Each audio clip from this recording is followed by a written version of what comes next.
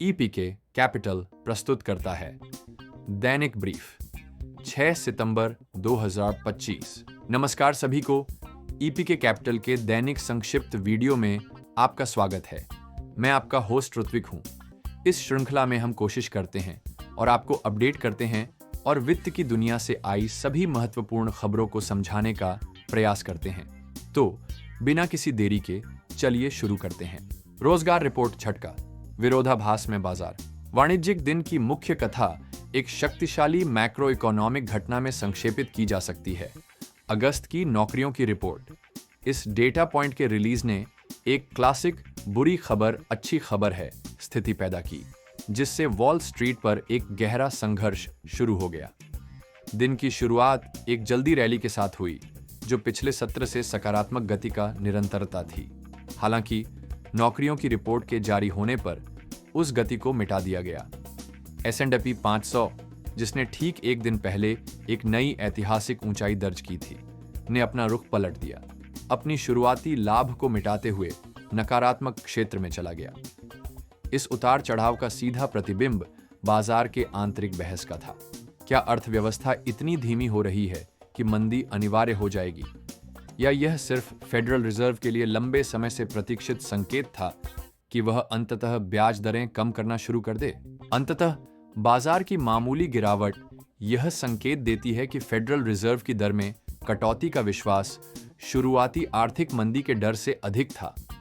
Stock market की मूक प्रतिक्रिया, जिसमें प्रमुख सूचकांकों के गिरने के बावजूद अधिक स्टॉक्स बढ़े, इस नाजुक संतुलन को दर्शाती है। दिन का ट्रेडिंग गतिविधि दिखाती है कि निवेशक अपने आप को गिरावट के लिए नहीं, बल्कि एक नए मौद्रिक नीति चक्र के लिए तैयार कर रहे थे। अमेरिकी प्रमुख सूचकांकों पर एक नजर इस अस्थिर प्रदर्शन की सीमा को दर्शाती है।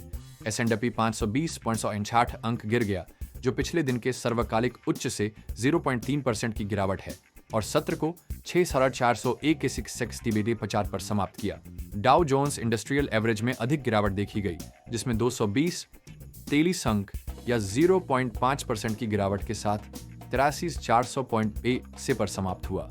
टेक्नोलॉजी भारी नैस्डैक कंपोजिट लगभग स्थिर रहा, केवल 7.61 अंक गिरकर 0.1% से कम की गिरावट के साथ 21,700 पर बंद हुआ। सामान्य वापसी के बीच एक सूचकांक ने ध्यान आकर्षित किया, रसेल 2000। छोटे कंपनियों का सूचकांक प्रवृत्ति के विपरीत रहा, जो 11 से 45 अंकों या 0.5% की वृद्धि के साथ 2351 के समापन स्तर पर पहुंच गया।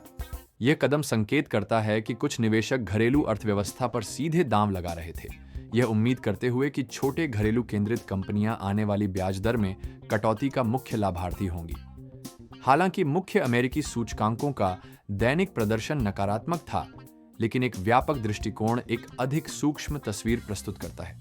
सप्ताह के दौरान नास्डैक और रसेल 2000 दोनों ने लाभ दर्ज किया, क्रमशः 1.8% और 1.0% की वृद्धि के साथ। S&P 500 भी सप्ताह के लिए 0.3% ऊपर था। साल भर का प्रदर्शन मजबूत बना रहा है, जिसमें S&P 500 10.2% ऊपर है और नास्डैक 12.4% की बढ़त के साथ अग्रणी है। मैक्रो शॉक वेव का विश्लेषण। बाजार के व्यवहार का कारण अगस्त की नौकरियों की रिपोर्ट के मुख्य डेटा में पाया जा सकता है। मुख्य संख्या कमजोर थी, लेकिन असली महत्व पिछले महीनों में संशोधनों में था। अगस्त में पैरोल में केवल 22,000 नौकरियों की वृद्धि हुई, जो पहले से ही मामूली अनुमान 75,000 से 120,000 से बहुत कम था। बेरोजगारी दर जुलाई में 4.2% से बढ़कर 4.3% हो गई, जो जून से चल रही धीरे धीरे बढ़ती प्रवृत्ति है। हालांकि सिस्टम के लिए असली झटका पिछले डेटा में नाटकीय गिरावट का संशोधन था। ब्यूरो ऑफ लेबर स्टैटिस्टिक्स ने जून के शुरुआती रिपोर्ट को 129,000 नौकरियों की वृद्धि से घटाकर 13,000 का नुकसान कर दिया। यह पहली बार है जब श्रम बाजार दिसंबर 2020 के बाद संकुचित हुआ है। मई, जून और जुलाई के संशोधन मिलकर 229,000 नौकरियों का भारी नुकसान थे। यह एक महत्वपूर्ण भिन्नता है। निराशाजनक डेटा का एक ही महीना एक असामान्यता हो सकता है, लेकिन रिपोर्ट किए गए लाभ को हानि में बदलना श्रम बाजार में स्थायी और तेज कमजोरी का संकेत देता है। यह कथा को धीमा हो रहे बाजार से सक्रिय रूप से संकुचित हो रहे बाजार में बदल देता है। यह गहरा रुझान फेडरल रिजर्व की प्रतिक्रिया के लिए एक बहुत अधिक शक्तिशाली उत्प्रेरक प्रदान करता है, जितना कि कभी भी एक अस्थायी कमजोर संख्या कर सकती है। डेटा का फेडरल रिजर्व की नीति पर महत्वपूर्ण प्रभाव है। फेड अधिकतम रोजगार और स्थिर कीमतों को बढ़ावा देने के दोहरे लक्ष्य के तहत काम करता है। तेज कमजोर हो रहे श्रम बाजार के प्रमाण के साथ इस लक्ष्य का अधिकतम रोजगार पक्ष अब पूरी तरह से केंद्रित है। फेडरल रिजर्व के अधिकारी, जिनमें चेयरमैन जेरोम पॉवेल भी शामिल हैं, ने पहले ही संकेत दिया है कि आगामी 16-17 सितंबर की FOMC बैठक में दर में कटौती की संभावना मजबूत है। अगस्त की नौकरियों की रिपोर्ट ने इस मामले को मजबूत किया है और कई विश्लेषकों के अनुसार इसने दर में कटौती की उम्मीद को पक्का कर दिया है। अध्यक्ष पावेल ने पहले ही स्वीकार किया है कि जबकि श्रम बाजार ने साल की शुरुआत मजबूत वृद्धि के साथ की थी, लेकिन गति अनिश्चितता से झटके खा गई और रोजगार के लिए डाउनसाइड जोखिम बढ़ रहे हैं। आज की रिपोर्ट से संकेत मिलता है कि ये जोखिम अब वास्तविकता बन गए हैं, जिससे फेड को अपनी नीति रुख बदलने का आवश्यक औचित्य मिल गया है। राजनीतिक ताकतें और उनका वित्तीय प्रभाव। रोजगार रिपोर्ट का जारी होना केवल एक आर्थिक घटना नहीं था, यह एक राजनीतिक चिंगारी भी थी। राष्ट्रपति डोनाल्ड ट्रंप का फेड चेयर जेरोम पॉवेल पर बार बार रेट कट के लिए सार्वजनिक रूप से दबाव डालने का इतिहास है, और रिपोर्ट के जारी होने के तुरंत बाद उनकी टिप्पणियां इस पैटर्न के अनुरूप थीं। राष्ट्रपति ने रिपोर्टर से कहा कि फेड चेयरमैन बहुत देर से हैं और उन्हें बहुत पहले ही रेट कम कर देना चाहिए था। ये टिप्पणियां राष्ट्रपति द्वारा ब्यूरो ऑफ लेबर स्टैटिस्टिक्स के आयुक्त एरिका मैकेंटार्फर को पहले ही बर्खास्त करने के कदम के बाद आई हैं, जिसने आधिकारिक आर्थिक डेटा के प्रकाशन में राजनीतिक तनाव और विवाद का एक स्तर जोड़ दिया। आर्थिक डेटा का राजनीतिकरण निवेशकों के लिए एक अनूठी चुनौती प्रस्तुत करता है।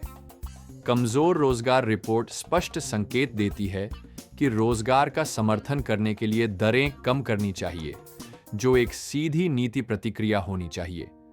हालांकि फेड को राष्ट्रपति की टैरिफ नीतियों द्वारा उत्पन्न मुद्रास्फीति के दबाव से भी निपटना है।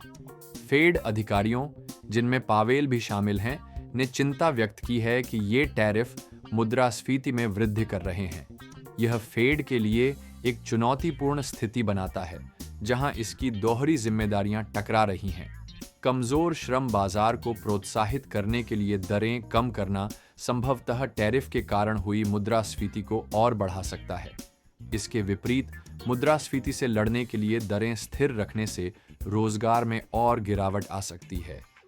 फेड एक उच्च दांव वाले दुविधा में फंसा है और इसके कदम अब केवल आर्थिक डेटा के आधार पर ही नहीं, बल्कि जटिल और अक्सर टकराव वाली राजनीतिक परिदृश्य के खिलाफ भी विचार किए जाने चाहिए। इन अमेरिकी केंद्रित घटनाओं का प्रभाव दुनिया भर में फैल गया। उदाहरण के लिए, भारतीय शेयर बाजार में अस्थिर ट्रेडिंग सत्र देखा गया, जिसमें BSI सेंसेक्स और NSI निफ्टी दोनों लगभग स्थिर बंद हुए।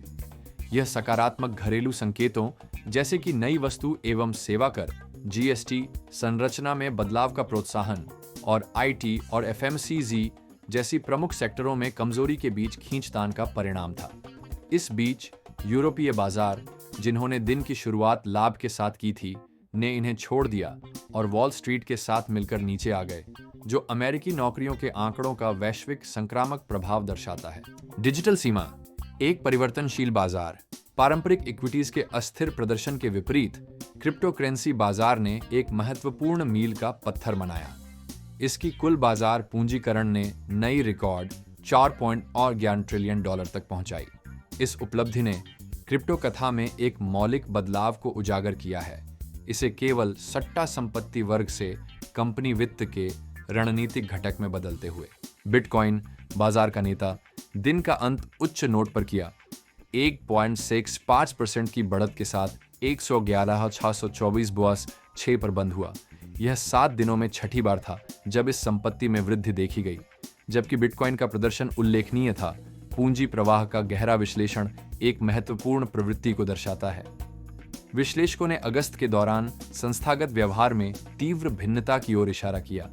जिसमें इथेरियम स्पॉट ETF ने लगभग $4 बिलियन की कुल प्रवाह प्राप्त की, जबकि बिटकॉइन ETF ने लगभग $2 बिलियन की निकासी देखी।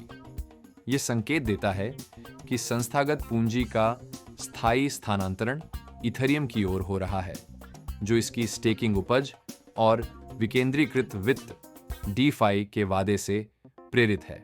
इस संस्थागत स्वीकृति के लिए सबसे महत्वपूर्ण, फिर भी कम रिपोर्ट किए गए प्रेरक कारक नियामक और लेखांकन परिवर्तन हैं। US का जीनियस अधिनियम और यूरोप का माइकार फ्रेमवर्क को प्रमुख नियामक सफलता के रूप में उद्धृत किया गया है, जिन्होंने डिजिटल संपत्ति संरक्षण और व्यापार के लिए कानूनी स्पष्टता प्रदान की है। एक विशेष रूप से महत्वपूर्ण विकास SEC staff accounting bulletin 121 SAB 121 का निरसन था। SAB 121 के तहत वित्तीय संस्थानों को अपने ग्राहक की क्रिप्टो संपत्तियों को अपने बैलेंस शीट पर पूर्ण देयता के रूप में मानने की आवश्यकता थी, जो नियम क्रिप्टो संरक्षण को अत्यधिक महंगा और पारंपरिक वित्तीय कंपनियों के लिए असंभव बना देता था। नया नियम SAB 122 इसे बदल देता है, जिससे वित्तीय संस्थान केवल ऐसी संपत्तियों के नुकसान के जोखिम का लेखा जोखा कर सकते हैं जो उनके अपने जोखिम मॉडल द्वारा निर्धारित बहुत कम मात्रा है।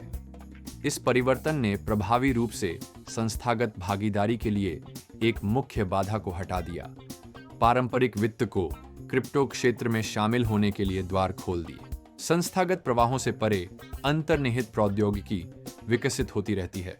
उदाहरण के लिए एथेरियम फाउंडेशन ने प्रोटोकॉल अपडेट 003 सुधारें UX लॉन्च किया है, जिसका उद्देश्य इंटरऑपरेबिलिटी में सुधार, विलंबता को कम करने और लागत को घटाने के माध्यम से उपयोगकर्ता अनुभव को बेहतर बनाना है।